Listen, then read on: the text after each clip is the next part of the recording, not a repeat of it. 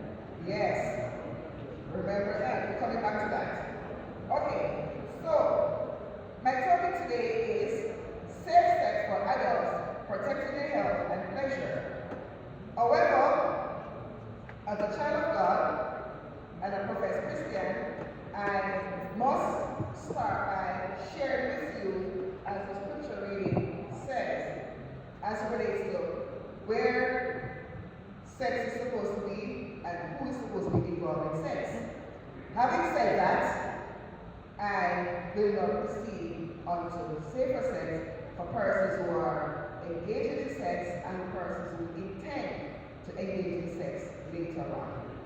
Alright? Making sense?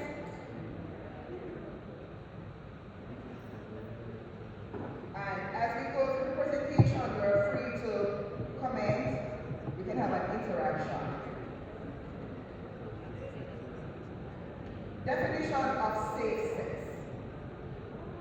Safe sex refers to sexual activity that minimizes the risk of contracting sexually transmitted infections and unintended pregnancy. Alright? So, whatever sex is involved, once you do protection to protect against all of those, then we're talking about safe sex. However, the safest method or the safest thing to protect yourself against sexually transmitted diseases, pregnancy, stigma is what? Am I hearing you? Abstinence is the safest way. Nobody can say maybe it's almost or maybe here say abstinence is the best way to go about having safer sex. But in the event you cannot abstain from sex, because you know our bodies have different emotions, we have different feelings from time to time, and we feel that sex is what we need. Talk to me, Bethlehem. Is that true? You don't have that feeling? I'm so happy that you are not having that feeling. But remember we're in the chapter, so. Okay, so key points about safe sex. Using condom regularly. Every time, using condom. So you can use condom today and then tomorrow say, let me try some skin to skin. No, doesn't work like that. Alright? It has to be consistently all the time. And when I speak of sex, ladies and gentlemen, I'm speaking of all forms of sex. Vaginal penetration, orally, whatever means that sex is involved. And I know we know that nowadays sex is it's not just vaginal penetration. Huh? There's a whole host of other areas where sex takes place. Alright? Communication. Openly discussing sexual history with past partners and present partner. There are times, very rarely, you find it happens, yes, but very rarely you find two persons, male or female, coming together and have a relationship, a sexual relationship from the start until they die. Most times, or very often, persons change partners. Talk to me. Yeah, man, we change partners. And it is important to have that communication with your partner as it relates to sex and history, as it relates to protecting yourself and being safe. So you ask the person, so in your sexual history, how many, what's the term, what's your body count? Yes, man, it's important to know the body count. Because if I'm going to look at a partner now, and it says the body count is 20 or teens or so, red flag for me. You know? So, STI testing, getting tested regularly is important. Because you cannot look at a person and assume that that person is clean as it relates to STIs and so on. For example, a person sitting in a green suit and the first thing I assume, but come on, we cannot make assumptions by looking at persons. Alright? So this young man is walking on campus looking all sexy pants, looking all nice and all of that, face well shaved and smelling good, and he said, wow, I would love to hit that boy. Yeah. But then, when it gets into it, you realize that he is so tainted because he has a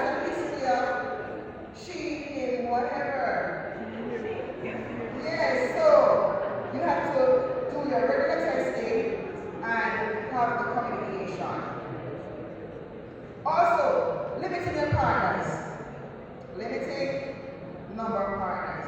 Sometimes persons will say, try them all and be loyal to none. Trouble. Trouble.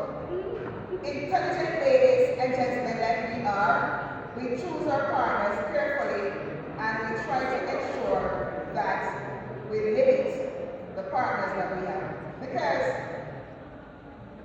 the number of partners that we have, what happens when we have many partners? Talk to me. When we have a lot of partners, sexual partners, what happens to us? You are more vulnerable, you're more susceptible to get what diseases. Your name goes around the block, that she's cheap. What else? You're stigmatized, and all the other things that comes with it. And don't forget the health risk as well that comes with it. Even the safest sex practices, there are still the risk of infection. And there's still the risk of pregnancy. So, abstinence is always the best bet. Statistics on STIs and unplanned pregnancies. In 1982, the first HIV case was reported in Jamaica. Yes.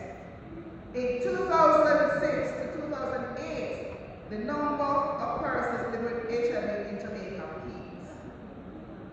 The most recent data reflects, and that's from the Ministry of Health, reflects about 29,000 persons living with HIV in Jamaica. And that's between 1.6 to 1.8 of the percent. And not only that, half of this population is not getting treated. Yes, think about that. In 2015-2019, we saw 89,900 pregnancies annually. And of these, 68,000 were unintended. Imagine. Unintended. So you have sex to get a little enjoyment, release some stress, as we sometimes say, but then you didn't use protection, either condom or the other types we'll talk about later on, and you end up getting pregnant. And you say, oh, you happy? Can you have sex? Unprotected. And then we know the consequences that happen when we have unplanned pregnancies, or the challenges that come with it.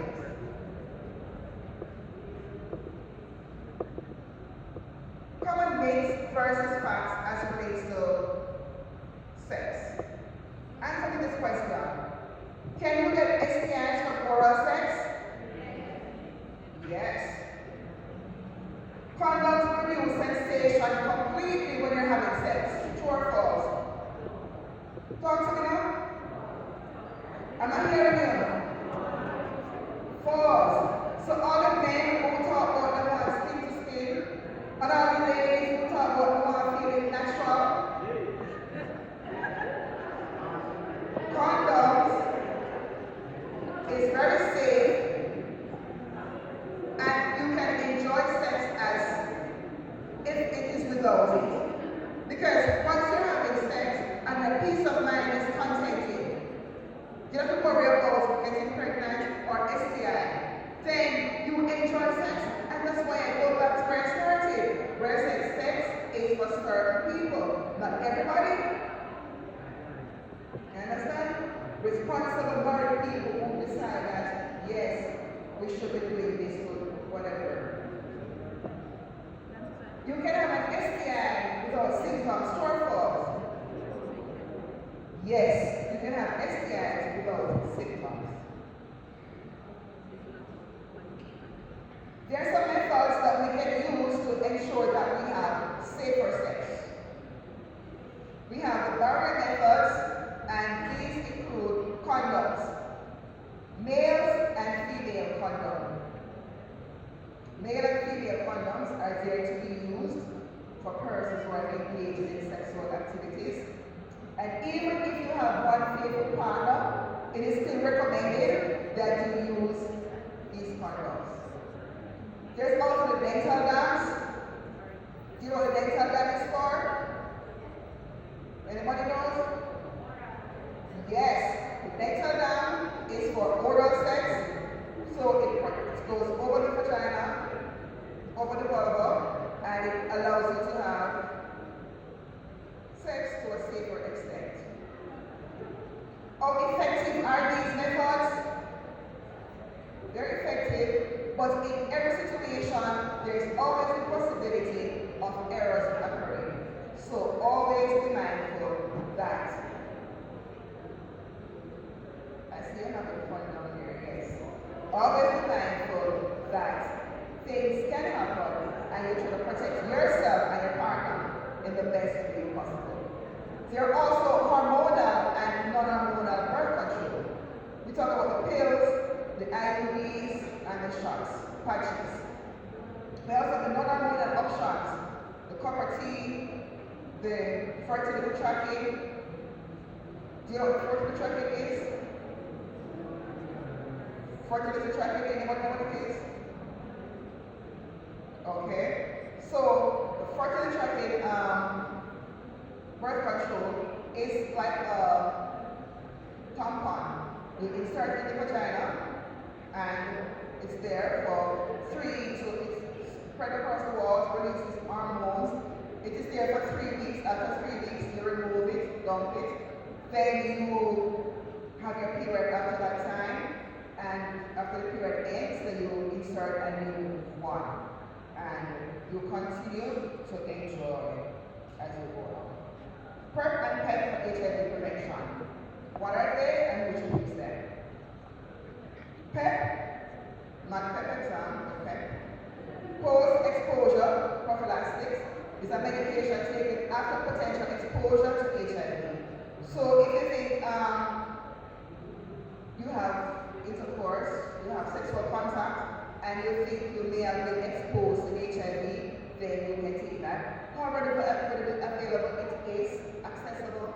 I'm not really sure, but it is available. PrEP, exposure, that's pre-exposure prophylaxis. That's medication taken on a regular by people of high risk of contracting HIV to reduce their chance of contracting. And high risk persons are persons who are high risk persons, do you know? Yes. Also, persons who don't practice traditional sex, which was intended for male and female. Testing and regular checkups. How often should you be tested if you are sexually active? How often should you be tested if you're sexually active? Every month? Every 3 months, yes, every 3 months. All right. Where can you get tested? Where can you get tested? The health centers are places you can get tested. And today, guess what? Today, you all can be tested free of cost, no questions asked, no judgment. You can be tested free of charge at the back of the auditorium of the chapel. The wellness bus is there.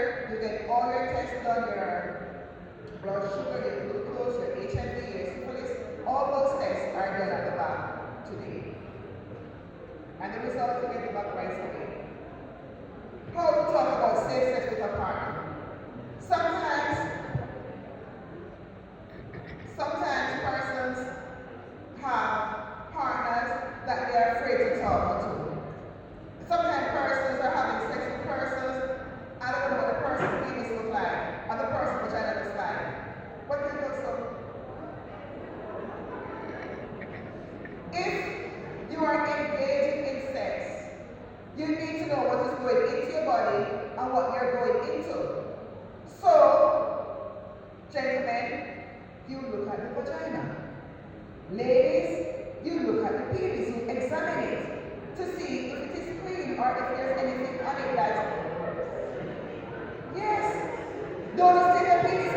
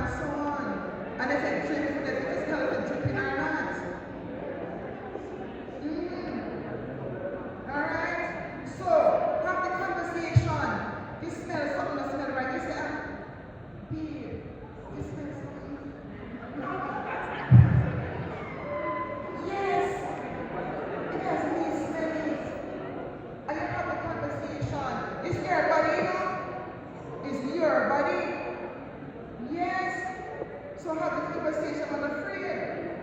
So have the conversation with your partner. Alright? No. Takeaways from our presentation today. The importance of sex and who should be having sex. Talk to me. Who should be having sex? Not only adults, but yes. Alright. We looked at different protection methods. Naming some protection methods that we spoke about. Condom, dental dam, IUDs. Yes, okay. And importantly, how to communicate with your. Okay. You can get help at your local clinics. There are hotlines, there are online resources, and the Ministry of Health website. There's a host of information there as it relates to sex education and healthy living. This brings me to the end of my presentation. Are there any questions?